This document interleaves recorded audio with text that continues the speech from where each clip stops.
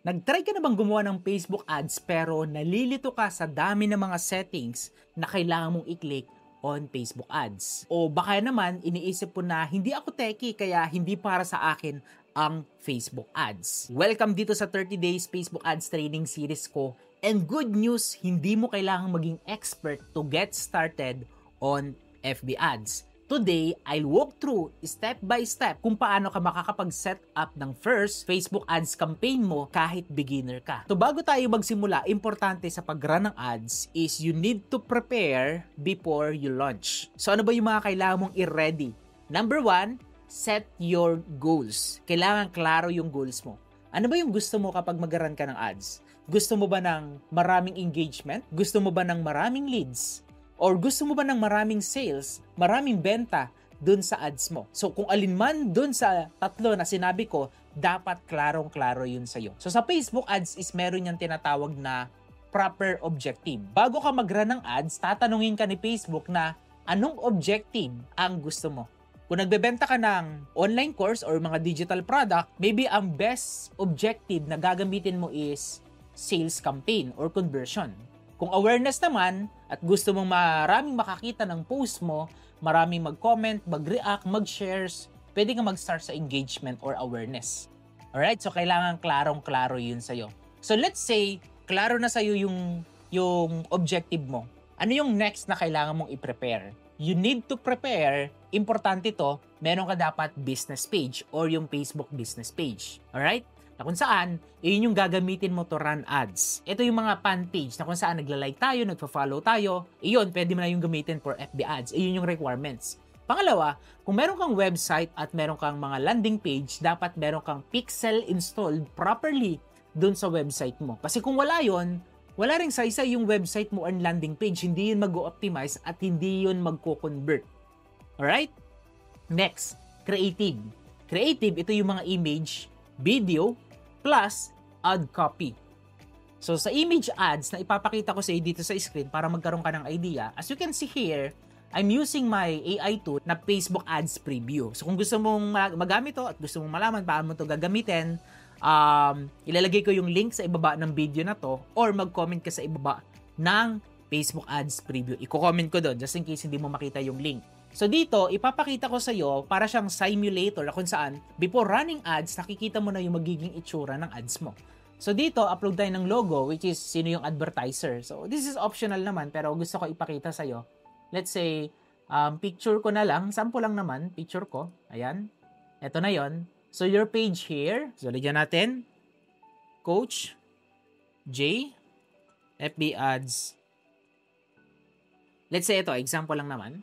Then, message. Bago yung message, lagay muna tayo ng creative. So, for now, ang gagamitin ko na creative is an image. FB Ads Expert.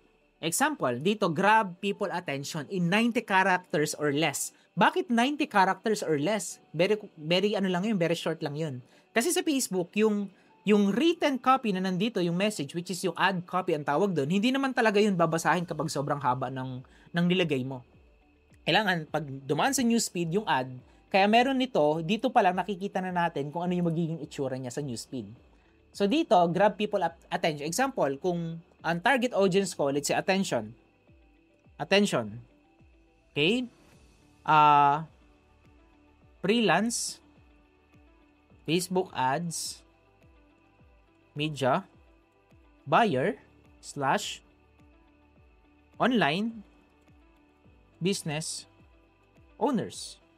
Alright? Okay? Ayan. Attention, sino yung target market ko? Kinall out ko kaagad. Attention, freelance, Facebook ads, media buyers, or online business owners. By the way, yung freelance is optional naman. Ayan. Media buyer, sorry. Then, dito naman, next nito is, pwede mong ilagay yung link or kung ano yung pinaka-short lang. Maximum 90 characters. 9 characters which is yung text. So, attention, Facebook ads, media buyers / online business owners. Okay? Okay? Struggling. Okay, struggling to scale on Facebook ads. 'Di ba? Makikita mo, basa na siya kaagad siya yung first 2 line, yun yung pinaka-importante sa Facebook. Ayan, yung first two line. So, that's it. Yun lang. Wala lang akong kailangan idagdag dito. I believe nasa 90 characters na yata to. So, CTA naman, which is yung learn more. Ayan, makikita mo dito. Tapos headline. So, anong headline? Yung headline is pwede kong gamitin itong struggling to scale on Facebook ads. Or, pwedeng question mark. Are you struggling to scale on Facebook ads? Are you struggling to scale on Facebook ads? So ano siya? Call out pa rin kasi question mark.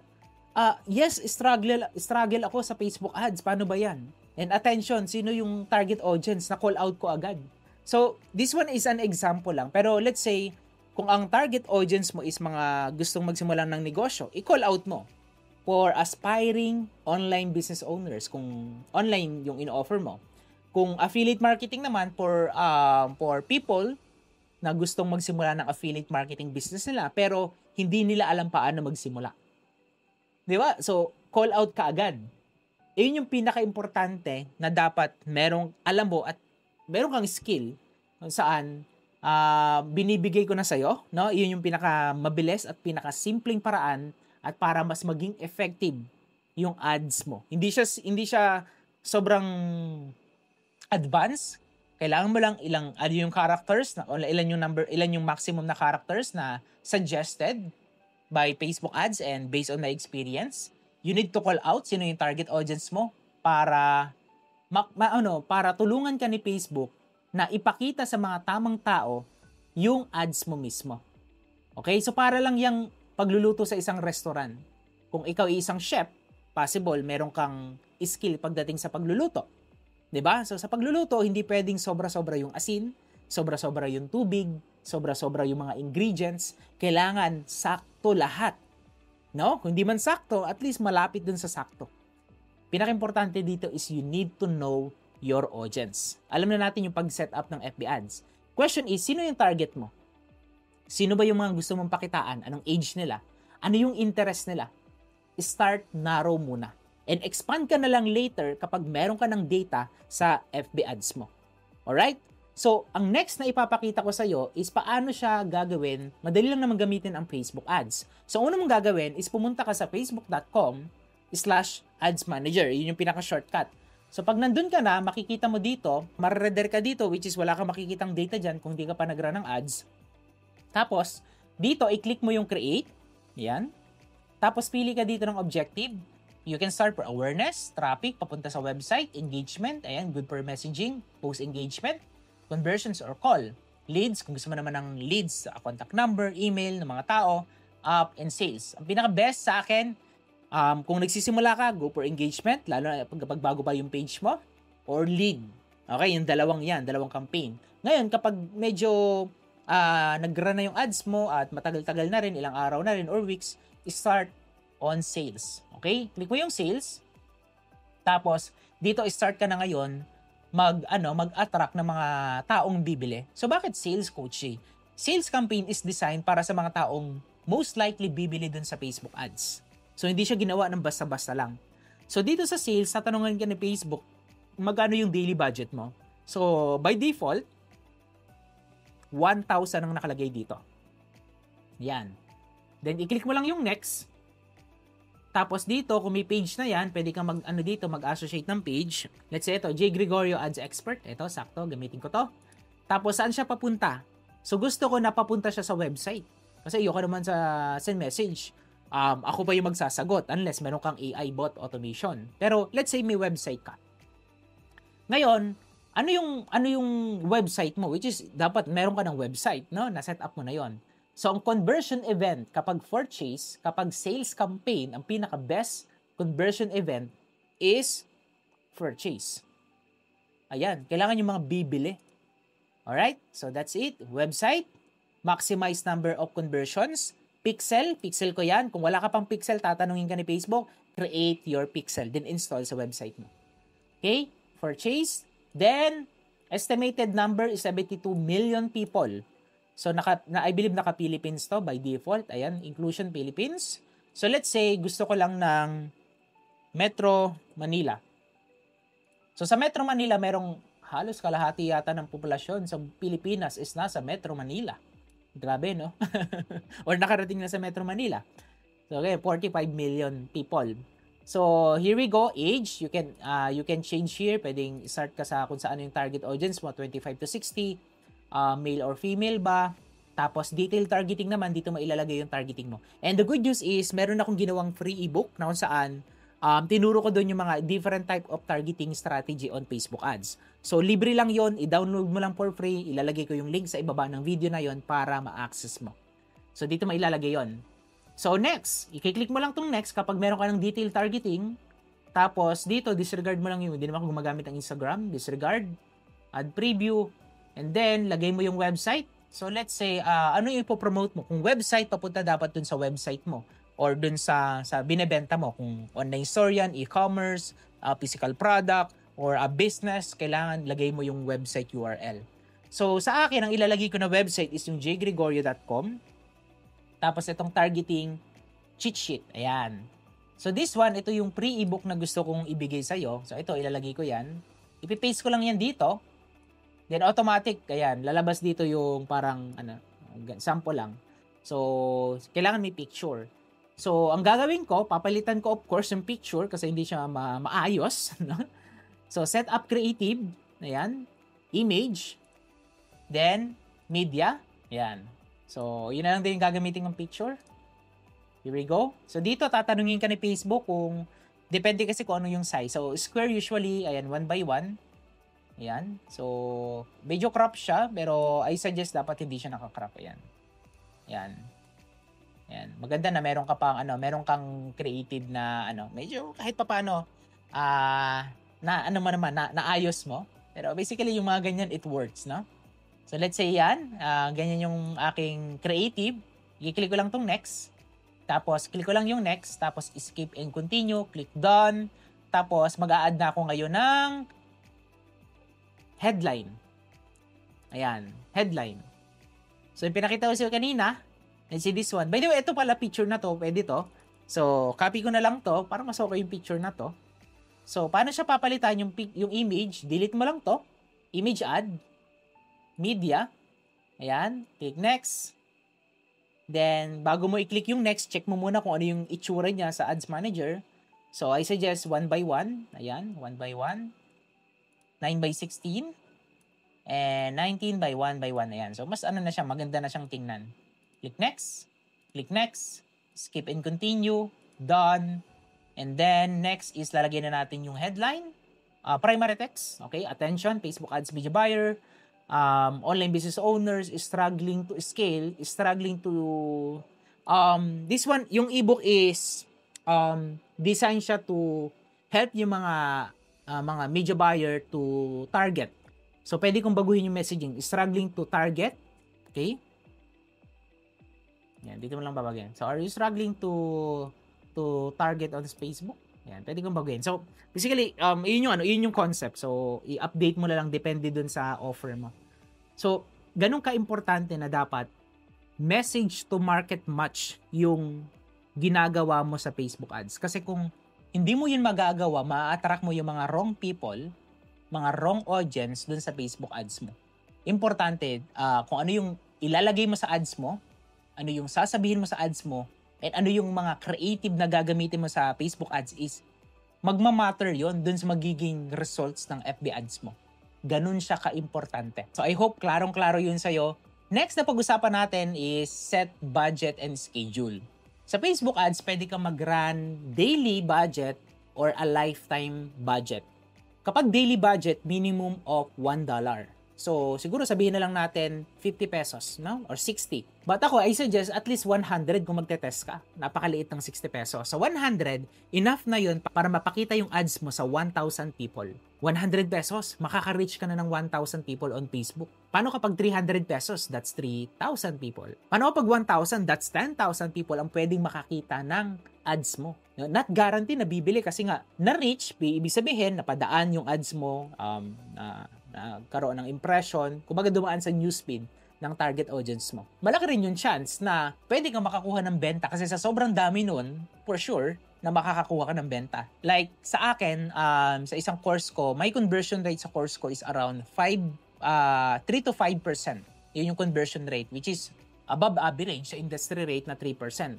So kung minsan 5, 4, 3, pinakamababa na yung 3. So kung 5% ang conversions, ibig sabihin merong 5 taong bumili dun sa online store mo, sa product na binebenta mo. So sa Facebook ads, hindi naman kailangan biglain mo kaagad yung budget. Kung bago ka, you can start for 3 to 5 days ng 100 to 500 pesos a day. Ilang muna. Stop launching muna sa Facebook ads mo. And dahan-dahan, once nagkakaroon ka na ng data sa Facebook ads mo, doon ka na ngayon magdagdag ng mga budget. Doon ka na ngayon gradually mag-i-scale ng budget. So, ang tawag doon is scaling budget. Pero this is an advanced strategy. Kumbaga, tawag doon is scaling. Okay, dahan-dahan mo, ini-scale, and dinadagdagan yung budget mo on Facebook ads. Quick recap lang na pag-usapan natin dito kung paano mo isa-set yung goals mo, right audience, and proper creative asset.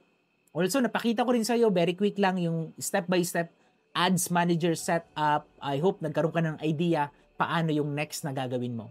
So, kung gusto mong matuto pa at malaman paano mo ma-master ang FB ads and yung mga online marketing skills na kakailanganin mo sa journey mo sa pagsisimula ng bagong skill na to or sa business na ginagawa mo ngayon, I have a training and community na kung saan tinutulungan ko yung mga aspiring media buyers and yung mga online business owners na kung saan paano sila gagamit ng Facebook ads, online marketing sa business na meron sila. So yung link is go to jgregorio.com. Pag pumunta ka doon, so punta ka dito sa jgregorio.com/go, tapos makikita mo dito yung mga course inclusion na kasama doon sa community. So how much yung enrollment dito, coach? That's only 999 pesos. That's it. No hidden payment, one-time payment. You can attend live sa mga training ko inside the community. So, let's say nakapag-enroll ka na. Kapag nakapag-enroll ka na, mapupunta ka na sa community kagaya nito. Tapos, ma-access mo na yung mga courses na na-purchase mo. So, maganda dito, anytime pwede mong i-access yung mga courses. Ayan, pwede mo nang aralin, pwede mo nang panoorin. And maganda dito, hindi lang ako yung nagturo dito sa lesson. Marami dito mga training na kung saan may mga coaches akong in-invite na kung saan grabe yung knowledge and expertise nila pagdating sa training. Ayan, example ito, almost an hour training pala to. Ayan, yung mga iba dito is mga event recording ko. So, sobrang laking tulong kapag napanood mo yung mga training dito. So, makakatulong talaga yon. Also, you can ask directly dito sa Let's Connect. Pwede ka pumunta dito. Ayan, sa Let's Connect. Sa kung saan, pwede ka mag-ask dyan. Welcome chat. Yan, pwede ka mag-chat dito. So, kung may questions ka naman, example, may question ka sa FB ads mo, you can post here sa mga discussion group natin. Example, si Maurice, ito yung question niya. Ito yung sagot. So, ayan, may mga update din ako dito na binibigay. Ayan. Kung meron kang questions pagdating sa FB ads, kasi kung pupunta ka doon sa Facebook ads group ko, I believe meron na siyang 30,000 plus members. And kung hindi ko siya masasagot, no? Personally, kasi sa sobrang dami dong nagpo-post. Pero kung gusto mo ng direct answer dun sa katanungan mo, post it here inside my community. This is an exclusive community para tulungan yung mga aspiring Facebook ads media buyer and yung mga online business owners na gustong mag-scale at struggling kung paano gagamitin yung FB ads or yung mga online marketing training skills. So, yeah. Go ahead, makikita mo rin dito yung mga coaching session ko ng mga recording. So, pwede mo i-access anytime. So, yun yung maganda, yun yung advantage, no? Dito sa training, you can access anytime yung mga recording, training, and replay dun sa aking community. So, that's it for now. I hope na marami ka natutunan dito sa short video na to. Huwag mong kalimutan na i-download yung free ebook na yon na sinabi ko sa iyo kanina. Thank you so much for watching this video. This is Coach Jay. That's it for now and see you on the next one.